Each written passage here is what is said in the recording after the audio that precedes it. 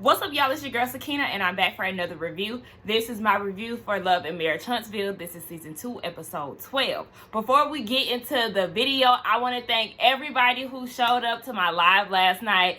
I think that was my favorite live. We had so much fun in there. We started getting all kind of off topic. We were supposed to talk about Bell Collective and Married at First Sight, and we did, but then we got into this like hour-long conversation about men that we love, that we attracted to, men from the 90s. We was cutting up in there, and I'm so sorry, y'all. My phone died, and the thing is, I seen it, right? It said 13%. But then I'm interacting with y'all, and I had totally forgot that, like, my phone was dying. It was right in front of me, literally, and I forgot to charge it. So that's the second time on live where we got disconnected because my phone wasn't charged. I'm sorry, y'all. But I'm going to be mindful next time, I promise. Anyway, let's get into this review, right? So it opens up with, who was it? The Scott brothers talking about Scott Manor. So Scott Manor is this 10 acres of land that Marceau had purchased for the family. Baby, they want to do a whole compound type of thing. So Marceau was asking Maurice, you know, what's going on with that?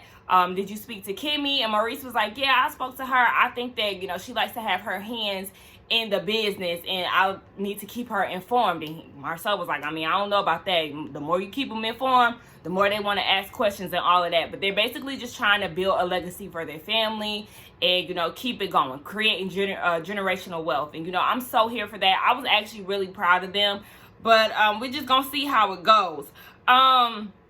We see Mel. She's house hunting with Destiny. Destiny is her realtor. I said, okay, a woman of many hats. I wonder how her beauty supply store is going. But, yeah, she's helping her find a house. She said since Martell won't leave, she'll go ahead and leave. You know, she always got to be the one to leave, and it really just irked me knowing that she's really out here house hunting because this bitch-ass nigga won't leave. But, nonetheless, Mel said, you know, if she's going to upgrade in her life, she wants to upgrade in every way. And I say, exactly, okay, when it comes down to your man, when it comes down to the house, because she did say the house is big, but Destiny mentioned that all the kids will have a house, and plus she'll have a place to stay if she needs to stay tonight. So the house was really nice. I enjoyed looking at it, the tour. The kitchen was nice. The shower was great. I love looking at houses. Like, that's one of my favorite pastimes, actually. You know, I think a lot of us like to go on Zillow. I actually found this house that, like, I really would consider a dream home, but we ain't gonna get into that right now. They get into the topic of Martell, and Destiny said, you know, he came over and he told me about you possibly cheating. And she was like, girl, Martell is going to everybody who would listen, okay? He's obviously and clearly going on a damn campaign. So Mel said that she moved in April, and she said that they're done. She hadn't talked to anybody up until she decided to leave him. And she was like, you know, don't be concerned about who I'm talking to now. Like, when you had me, you wasn't worried about all of that, baby. I'm a meal, okay? And these people out here trying to get a piece. So I said, that's right, Mel. He had a 5-year relationship. I'm not really understanding why he's so pressed about what Mel is doing anyway. And she was like, yeah, with that 5-year relationship, you also showed me that I wasn't your top priority. So, bye. Hello, that's how I'm saying. That's what I'm saying. She also mentioned that she was operating at 20% with all the baggage. But now that she's releasing that, she's operating at 100. So, it's only up from here with her. We see that Tisha and Kimmy are meeting up. Tisha came to Kimmy's house, and they're having a conversation. You know, Kimmy is an essential worker, so all she does is work and go home. Tisha seems to think that she's living her best life, and Kimmy is like, no, I'm not, honey. You know that Maurice has the similar mindset of Marceau. They think that women are supposed to do everything. They're very heavy when it comes down to gender roles. He feels like the woman should mop, should do the dishes and all of that, and I'm looking like, where? I can't deal with men like that. I really can't. If a man is strict in gender roles, then we can't be together, because if you can't clean up, if you feel like it's solely my job to do that and to take care of the household work, we can't be together, because you got the game fucked up. You need to know how to clean up. I need you to clean the bathroom, clean the kitchen, clean the bedroom, clean the living room, wash your own laundry if need be. Not your own, I don't mean to say that. I'm thinking about what Tisha said. But wash the laundry. Like, I need you to do all the household duties. Only thing I'm not doing is taking out the trash and doing yard work. But yeah, we need to be equal in that. So then they start talking about the 10 acres, and Kimmy is like, no. It's a no for me. I'm not really down for that idea because, no, I don't want to be that close to the family. So then they talk about Martell popping up. And Kimmy is like, okay, well, how did you feel about, everything that he was saying? Because, he did also say Mel was misleading him and all of that. Tisha thinks that it was good for Marceau because, they were so close with their friendship and all of that. So Kimmy is like, okay, well, if they can make up, so can you and Mel. And Kimmy was not down for that. She feels like, no, Mel is a mean girl. And it irritates her at the fact that Kimmy is sticking up for Mel. And that's not what she's doing. She's just saying if they can get past their mess, then you and Mel can get past y'all's drama. Because really, I guess it was just the whole like Bentley thing, Tisha them basically throwing insults at each other. And Tisha seems to not get past that. And Tisha said that she wants to know that Kimmy has her back. Tisha, let it the fuck go, please. Let it go. It's draining. It's annoying. It's a childish mindset. Like, I don't understand why you feel that Kimmy does not have your back because she's not agreeing with everything that you say. So Kimmy says she is who she is, and she was saying this in her confessional. She said that she sees Tisha's insecurity regarding her loyalty, and it's bothering her for real. She just said that she thought that they were in a different place. Obviously not, because Tisha cannot seem to get past Kimmy not wanting to be her yes man. We see that Mel is at the house. She's packing up. She's moving, right? Because her husband won't fucking leave. And I'm going to keep saying that because it's bothering me. Her mama showed up, and she tells her mom about Martell wanting full custody. Her mama is like, okay, yeah. At this point, he's playing a mental game. He knows exactly what he's doing. And Mel said, I thought that, no. Who said it? No, Martell said it first. Y'all know these M's kind of get me tripped up too. But Martell said, I'm surprised that the older women hadn't talked to you yet, in regards to, that's just how men are. As if we're supposed to just deal with men cheating and all of that and disrespecting us. I'm just like, where did you get this mindset from, Martell? And then Mel came back and was like, no, I'm surprised the older men didn't talk to you, okay, about changing and wanting to do better. And then he said, well, they did talk to me, and what they talked to me about was, signing a contract and don't mess with anybody who doesn't have anything to lose. And in that moment, that's when Mel realized that you weren't working to be better, you were working to be worse. So yeah, she didn't want to be with him at that point. She went into a story talking about Mother's Day, and this is where I was confused, because she said on Mother's Day they all went to the beach, they had a good time, and then after the beach, that's when he dropped the baby news on her. I'm thinking that she was going to find out before they started taping, but apparently not. Why did you decide to tell her that on Mother's Day? I don't know if it sounded like the way she presented it was as if he told her this information on Mother's Day. Now, at first I thought the day after, but after watching it again, it did sound like she said the day after, and that's a problem for me. Why did you feel the need to rain on her parade on that day, on that special day? That was the time for you to tell her that. That's what I'm saying. I can't stand a man that is not mindful. You are not considerate of her feelings in that moment. And it was fucked up, but this is where I said I was confused, right? Because Mel said that she left in April.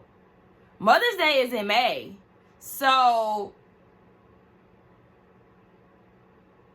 like, I don't know. Y'all kind of helped me with that, but I was confused, because if you left in April and went to Atlanta with your brother, or just decided to leave him in April, y'all came together a month after for Mother's Day, and then that's when he dropped the baby news on you. Like, I don't know. It kind of confused me a little bit. But anyway, she just said that, he is still, like, in the process of, like, I want my family back and all of that. And she said he's going to go through these stages of, suffering the loss of his family. But that's his issues to iron out. I don't have anything to do with that. And her mom was like, I'm noticing the old Mel. Like, you really have been in a different light lately. And she likes that. So Mel is like, hearing these type of things from my mom, somebody who knows me best, it's only up from here. Like I said, she's seeing the light at the end of the tunnel. Now we see Martell sorry ass, and he's down at the office. His broker, Chris, is coming by to discuss this business deal that he has with the 47 acres, the Comeback Group land that they were supposed to be working with. So he said he's selling the 47 acres, he's redeveloping, and he's going to be the face of it, and it's going to be called Holt Manor. I said, is this the battle of the manors? Can we toss in more manor too? Shit, like... I was just like, what's up with all this damn manor talk? Okay, who set this up? I didn't understand this. I said, it's going to be a competition. I would not be surprised if they get into a beef about manners. But all of a sudden, he wants to work with Marceau. He said he wants to bring Marceau in on the commercial side and, you know, plug him in to be the general contractor. And Chris, the broker, is looking like, since when? What's going on here? So all of a sudden... you want to bring Marceau into the business plan when y'all was just beefing, like, huh? I was just as confused. And to me, I just feel like, Martell, you're ass kissing. That's exactly what you're doing, because why? Why do you, Marceau ain't even really feeling you for real. Yeah, you went over there, but that don't mean y'all friends, and he trying to extend the olive branch by, you know, presenting him some business, but I just feel like, no. Chris was very unimpressed, and so was I. So then Chris tells him that his personal life has affected his business plan. Like, the redevelopers no longer want him as the face of this business plan because you got a lot going on. And that's what I'm saying. He feeds off of drama, and this is the consequence. Like, you don't understand that, yes, your personal life can tend to seep into your business. It's unfortunate, but the way that you're going about things and how loud you are in the media, your presence is very loud. So they don't want that negativity shine on their business. So yeah, you have a negative stigma to you right now, and they don't want anything to do with that. And I just feel like you can't get mad. Chris told him straight up, you messed this up, okay? You fumbled the bag, honey, because when you was out there cheating with that girl, you did not think about your family and the effects that it would have on them. I said, that's just karma. This is just a bit of karma that's coming around for him. But Martell thinks that, you know, Chris is thinking negatively, and he's really not trying to be here for his friend. So Chris asked, is Mel going to be a part of this? Yes, Mel is going to be a part of selling the land. And he then told Chris about the whole full custody thing. And in the midst of him saying that, Chris laughed. Like, are you serious? Now you want full custody? Chris feels like the kids need to be with their mother. And he thinks that Martell is doing this out of arrogance. Thank you. Call your friend out on his bullshit, okay? Because that's clear what he's doing. And he was like, I'm very present in my kid's life and all of this. So if it comes down to it, I'd rather have them. No, you don't. You're using your kids out of spite to hurt their mother. Like, no, we see right through that shit. Yes, it is a very arrogant move. So Chris was like, did you think about this during your affair? I said, oh, okay, Chris. You really getting them now. And Martell was like, did you think about it when you was with your affair? When you was doing what you was doing? And he was like, no, I didn't. But me and my wife, we got past it and all of this. I mean, Chris, you really was cheating too. But I appreciated you being honest with your friend. So Martell then goes and says, you know, I was provoked into cheating. Here he goes with that bullshit. I don't know why he wants to ride on this. I was provoked. I was pushed. She took me there. She made me do it type of thing, when in fact it wasn't her that pushed your penis into another woman's vagina physically. So I'm gonna need you to stop doing that. And then he said that he was cheating and he came home every day. Boy, fuck you. What are you talking about? You do not get a cookie for knowing how to balance your wife in cheating and your family. Like, no, you don't get a cookie for balancing. What are you talking about? You don't get rewarded for that. Like, what the fuck? No, sir. Chris was just looking like, oh my gosh, this nigga is full of shit. And we looking the same way, okay? I was here for Chris because he did get his ass together. Martell, I don't know what you thought this was. Like, no, sir. So then we see Tisha and Marceau take a shot for every time they said Scott Manor within 1 minute. They said it 6 times. I counted. In that quick little entrance, they said Scott Manor 6 times. I said, why? We get it. Scott Manor, shut up, okay? Ooh, it was irritating me. So Tisha was like, did you talk to Maurice about it? Marceau was like, yeah. And then that's when she was like, well, you know, Kimmy is not on board with this.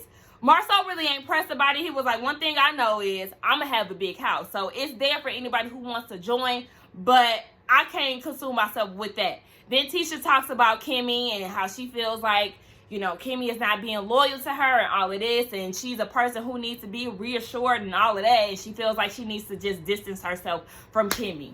Why? Because she's not kissing your ass?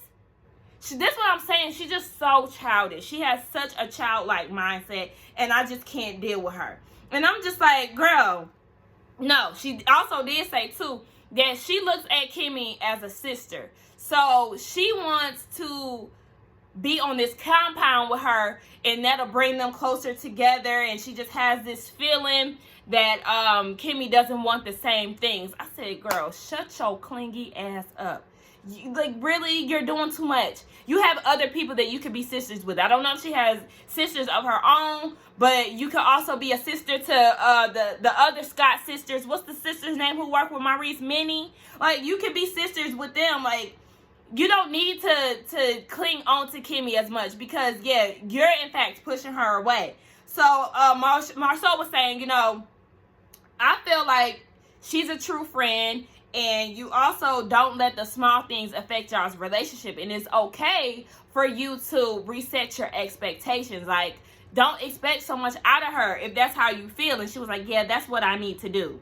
And I said, you know what, Marcel, that was some good ass advice. I was actually here for Marcel in this scene because in walks Miss Wanda. And I said, oh my gosh, she just popped up out of nowhere. And Tisha is like, what you doing here? The cameras, okay? The cameras. That's what she doing here. You know she loves a good moment. So that's why she popped up on y'all unexpectedly. I said, what's up with everybody popping up on this second half of the season? Like, I don't understand that. But yes, Marcel said, I feel unsafe. And I thought that shit was so funny. Like, I know it. Because, you know, she gonna give your ass a hard time. But I be here for her and how she be... down Marcel's throat, like, look, nigga, no, I'm not letting up on your ass. So Marcel was like, why are you here? And I'm wondering same, but like I said, we know she here because of the cameras. So Wanda said that, you know, she got some things to handle out there in Huntsville, honey. She got a bank out there. She also got a man out there. And Marcel was like, wait, but you wearing your ring, so what you talking about? You over here watching me and following me. I need to be following you because what's really going on? So Wanda said in her confessional, yes, she's married. She's been married, but she's also been separated for 5 years. I said 5 years? Can y'all figure out what y'all want to do? This is more than enough time for y'all to figure out whether y'all want to be together or not. Like, girl, what? But yeah, and then she got right down to it. Right down to it. She said, so what about the Holts? How y'all feel about them? And they was like, what? Like, we don't be sending people. Why are you worried about that? And that's when she dropped the bomb on them. She was the one to actually deliver the news that Ariane is pregnant. And they was like, oh, okay, well, that's their business. You know, they ain't got nothing to do with me. And their confessional, again, they did say, you know, Mel, you did bring this whole cheating thing to the media, so it's all playing out and you really can't get mad at that. But I mean, she also had it played out on TV, so I don't really feel like, I don't understand why they keep saying that. Like, this is a public platform, the TV. She don't need social media to air it out when it's being played on TV too. But I'm just like, Miss Wanda, you're so pressed about them. You're so pressed when it comes down to the host, and I need you to stop being obsessed. You and Tisha. It seems like Tisha has slowed down a bit with her obsession. I mean, we only 2 episodes in, but she ain't talking about them as much as she was in the first half. Yeah, they said they just gonna sit that one out. And then Marcel said, do you consider yourself messy? Yes or no? Another thing that just made me laugh. She seems to think that she's not messy, but Miss Wanda, yes, you are, because you're way too consumed in their business. You're way too consumed in your daughter's business, even though I do feel you, you know, as far as Marcel, you do have to keep a good eye on him. And when it comes down to Kimmy, like, you're way too involved in the people, the cast, okay? I need you to calm down. So he was like, she said, you know what? Wait, am I missing something? Yeah, she was like, you better not do that to my daughter. And but Marcel was like, wait a minute, why would you say that? And she was like, because birds of a feather flock together. He said, you got me flocked up because I don't roll with him. I said, Mr. 20 Girlfriends, what? Please. Don't try it, Marcel. Allegedly. I mean, we know you probably don't have 20 girlfriends, but I wouldn't doubt if you had a few that you done messed with over the years. Okay, so Wanda was she was right when she said that, you know, she places all the blame on Martell because you should never let another woman come between you and your family. You know, you're supposed to be a family man, and basically you fumbled that, you fucked it up, and it is what it is. So she was like, you should be a better man. So as she's going on, you know, just preaching, she feeling it, she going in, Marcel was like, wait a minute, I know this ain't coming from the lady who just said that she got a boyfriend, but she's still married. Like, stop sinning. And I thought that was so funny because she really couldn't say nothing about it. She did say she needs to get a divorce, and he was like, nah, you need to you need to stop sinning, okay? Because that's the pot calling the kettle black. I was so here for Marcel. It was funny as hell to me. But anyway, we see that Kimmy and Maurice are down at their new office location. Baby, it's for the whole family. He said that Monster may even get an office. I said, for what? What does he do? Ain't he in school? Give it a break, Maurice. Okay, but Maurice is going over the budget, and he's more so in competition with Marceau. He was like, don't this look better than their office and all of this? Who got 3D wallpaper and gold letters on the wall and all of this? And Kimmy is like, look, you're doing too much, okay? We don't need all of that. This is not a competition, okay? Stay focused. If you cannot afford it, then you need to have a backup plan. You need to go back to the drawing board. And I'm just so here for that. And then they got into, because it does seem like, Maurice, let me find out you bad with money. Anyway, they start talking about Scott Manor. And Kimmy, she said, I made it very clear. I am not interested, okay? I do not want to be with your family. One thing about the Scotts, they are very determined, and I love that about them. However, no. I'm not interested. I don't want to live that close to y'all. And I don't blame her. She says she values her privacy, and I understand that wholeheartedly. I don't want to be on a compound with you and your family. That's your family, not mine.